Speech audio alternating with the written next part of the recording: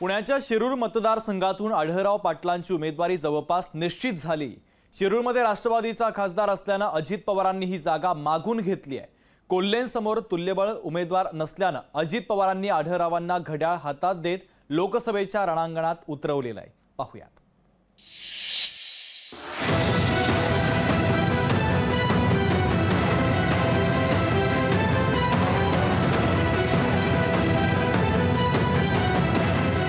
शिरूर लोकसभा मतदारसंघातून शिवाजीराव आढळराव पाटील हातात घड्याळ बांधून अमोल कोल्हेंसमोर निवडणूक लढणार असल्याचं जवळपास निश्चित झालंय।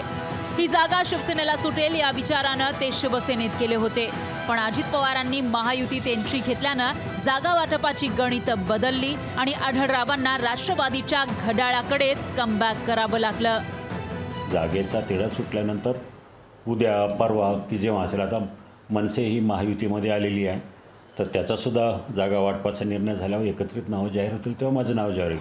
पण नावं कधी जाहीर होईल ह्यापेक्षा मी उमेदवार म्हणून आहे हे ऑलरेडी सगळ्यांनी संकेत दिलेला आहे। शिरूर मतदारसंघातच येणाऱ्या खेड आळंदीचे आमदार दिलीप मोहिते पाटील यांचा आढळरावांच्या उमेदवारीला विरोध होता। तसंच आंबेगावचे आमदार आणि माजी मंत्री राहिलेल्या दिलीप वळसे पाटलांचाही आढळरावांना विरोध होता।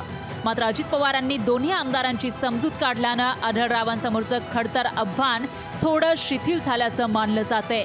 मात्र त्यांच्या विरोधात असलेल्या अमोल कोल्हेंनी 2019 साली ज्यांना आव्हान दिलं, आज त्यांच्याच पक्षातून लढावं लागत असल्यानं खोचक शुभेच्छा दिल्यात।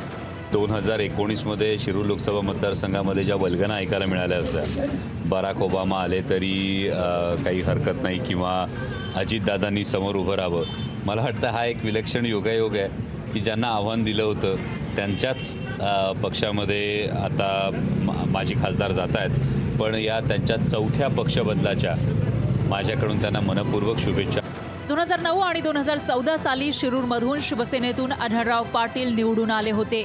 दोन्ही वेळेस त्यांनी राष्ट्रवादीच्याच उमेदवारांचा पराभव केला होता।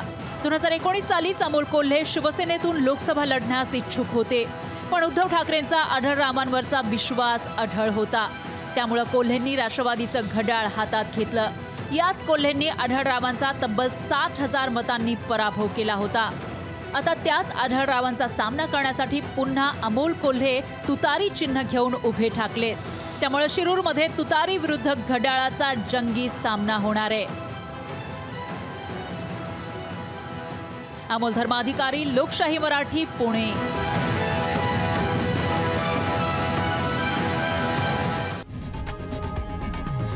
लोकशाही मराठी ऐका, पहा, जागरूक रहा।